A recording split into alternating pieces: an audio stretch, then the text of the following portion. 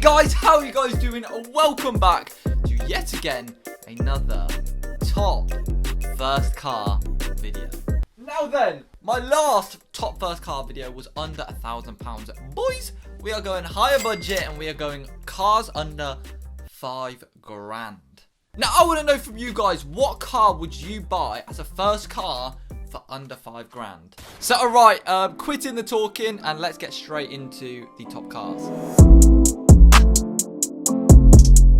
The first car on my list, you guys are never gonna believe this.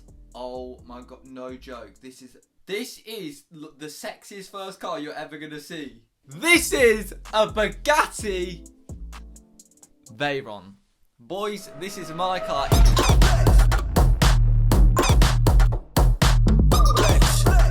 It is the limited edition VAUXHALL CORSA. Literally, this is where everyone clicks off. For under £5,000, you can actually pick up a limited edition Corsa with not even that many miles. This baby, it says on this website, I'm not sure if this is 100%, 85 brake horsepower, 0 to 60 in 13 seconds, insurance group is 7, the lower the number, the cheaper the insurance, and road tax is £120, which I pay. So yeah, let me quickly show you guys something that's quite nice about the limited edition Corsa compared to mostly all of these cars. It's just got a lot of upgraded features, styling wise, you know? It looks sexy.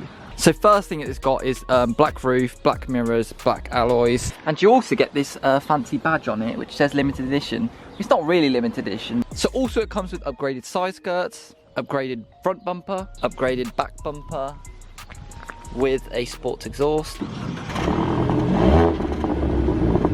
And also a spoiler on the back. My main point for this is if this is your first car, it has all of the modifications you would like literally ever want to do to the car done already. And the thing that's good about that is you don't have to declare it on your insurance because it's a stock car basically. For the price you're paying, you're getting a lot styling wise. Let me know what you guys think of the look of the car, not the actual car itself, but the look. So far, my car has been 100% reliable, literally. The only thing that has broken is the aircon, but that broke in like the first month of me having it. It might have been broken when I got it, but they fixed it on warranty for free. So honestly, really, really comfortable to drive, I think. Especially if you're going 50 miles per hour, the car is literally quiet. Once I'm going about 70 miles per hour, that's where the car gets kind of loud and you can proper hear the engine. But 50 miles per hour, literally quiet. Inside this car is like a blooming spaceship. Boys, it feels like the TARDIS going into this car because it's quite small. But on the inside, it just feels so damn spacious because the dashboard like slopes like this. Now you can pick these cars up for a 1.4 engine, I believe, and higher maybe. Don't always rule them out because I got an insurance quote for a 1.4 compared to a 1.2, and it was the exact same price. So never rule out a bigger engine. Second car on my list is the Citroen DS3. Now this is another really nice looking car. It's kind of a weird look to it. You know, the back window's got like you know, sloping, kind of like the window is like cut in half. But genuinely, I think these are a really, really good looking car, especially if you have it as a first car. Now the interior of the car is genuinely, I believe, somewhere you want to be. From what I've seen, some models come with like a carbon fiber looking dashboard and it just looks sexy. It's not a futuristic dash, but the way it's like styled, ooh, that is something I like. And the dials, honestly, they look like something out of a blooming jet. I have found these cars to be quite cheap, you know, for the amount of mileage. I found a car for £3,999 for 62,000 miles, which for the price of that on different cars, they'd be like 120,000 miles. And I talk about miles a lot just purely because the more miles a car's done, the more worn out the parts are. It doesn't always mean that it's better lower miles, because somebody could be thrashing their car for 30,000 miles and then somebody could be driving it perfectly for 100,000 miles and taking care of it. But yeah, that's what I mean by like lower things. So the car is insurance group 9, which is obviously higher than the Corsa, so it's going to be more expensive. Road tax is apparently £20 a year. 82 brake horsepower and 0 to 60 in how many? 14.2 seconds. Next car on my list is the Audi A1. You're going to be whipping a foreign car, boys. Now, for this car, you're going to be paying like around £5,000 for a higher mileage car, which is like 100,000 miles. Literally, an Audi, firstly, is a known brand. It's a big brand. If I go into a meeting and I say I've got a VAUXHALL CORSA, they're going to be like, out. If you walk into a meeting and say you got an Audi A1, even though it's like a 2011 one, people are going to be like, get your more basket. Now, I think it's a good looking car, and in the interior of the car, simple, but I've heard that it's very, very nice. It's nice materials and everything. And also, even from like years back, like 2011, they all have a screen in the car, which I believe you can use for radio, maybe sat nav, if I'm correct. I don't really know because I haven't had one. I think every single A1 will have a screen in it. Right then, so this absolute beauty of a car, the Audi A1, in a 1 litre engine, approximately 93 brake horsepower, 0 to 60 in 10.6 seconds. Now this is where it gets expensive. Road tax is actually £140 and insurance group 17. So obviously quite a big jump from most of these cars. Next car we're looking at is something actually like, it looks gorgeous, I think.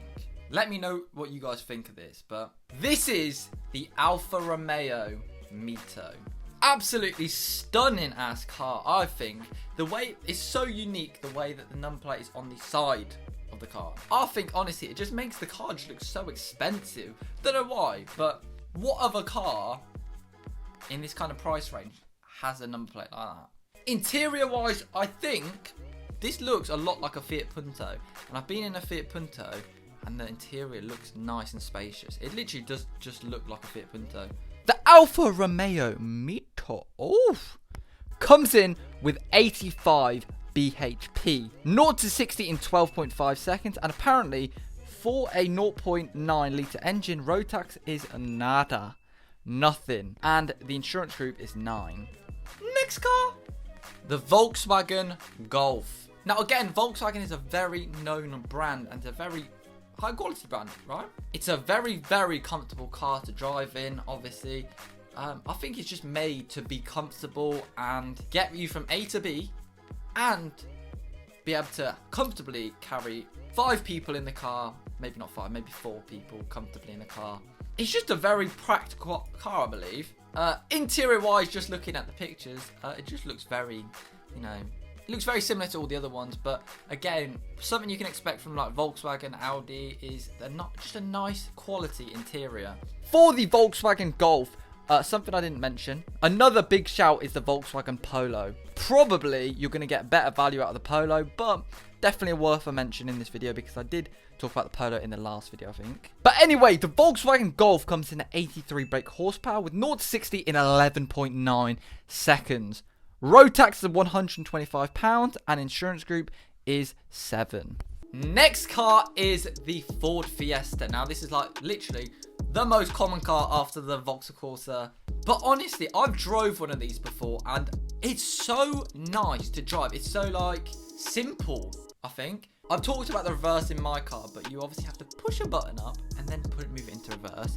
With the Ford Fiesta, literally all you do, if I'm right, is you literally just go like this. And it's in reverse. No stupid button pressing. Very, very smooth to drive as well, and quiet. Interior wise, it's quite a weird interior, I think. People might not like me for this, but I don't like that little, there's like the sloping bit. I don't know, I'm just not a fan of it. The Ford Fiesta is in insurance group 5, road tax £30. It is a 60 brake horsepower car with 0 to 60 in 16.9 seconds. Now the last car on my list is the Fiat Punto. I put this in my last video as well, but for under £5,000 you can just get a newer age model, and I think they just look very nice. Again, some of these cars under £5,000 come with a sunroof. A lot of people said that this was a very unreliable car, like Fiat stands for fix it again tomorrow. But I've heard a lot of people say that, they've had no issues with it and they've had it for like what, 10 years or something. But obviously there are some other people who have literally had it for a couple months and it's blown up on them, you know. Interior wise, I think it's absolutely lush to be in. But yeah, insurance group is 7, road tax is £120 a year. It is a 69 brake horsepower car with 0 to 60 in 14.4 seconds. So unfortunately, guys, that is the end of today's video. Hopefully you guys did enjoy. Again, comment what cars you would pick out of these group, and also comment what you would pick if you had £5 to spend on a first car. So unfortunately, right, that is the end of today's video. Hopefully you guys did enjoy. Follow me on Instagram at @_otherstuff if you did enjoy this video. DM me there if you have any questions or anything.